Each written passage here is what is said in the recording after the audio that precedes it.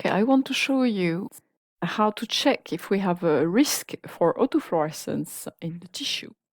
Now I have opened this image and I'm going to go first and use the brightness and contrast, and I'm also going to need the color tool, channel tool it's called. Okay, so I'm going to check if I have bleed through between blue and green. So I do that and I remove the red. And now what I'm going to do is that I want to increase the blue. So I push the display of the blue until I start seeing the fluorescence in the background.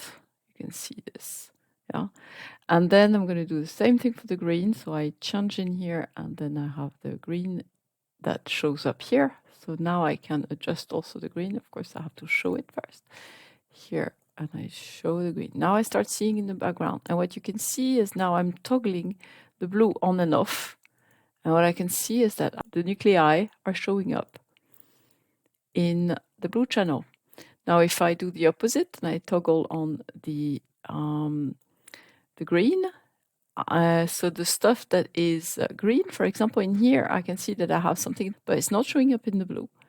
So this means that I have some bleed through from the blue channel into the green. So all the nuclei are showing up in the green channel, but not the opposite. So I do not have any bleed through from the green into the blue because the brightest areas in the green are not blue.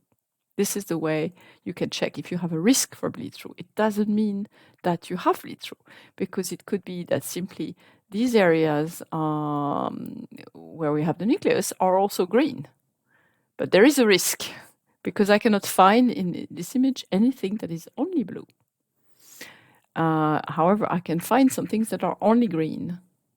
And so that's, if you see some things that are only green and they are quite bright, then it's definitely a sign that you have no bleed through. So now what I need to do is label my sample with only DAPI and then reimage to see if I see the fluorescence in the green channel.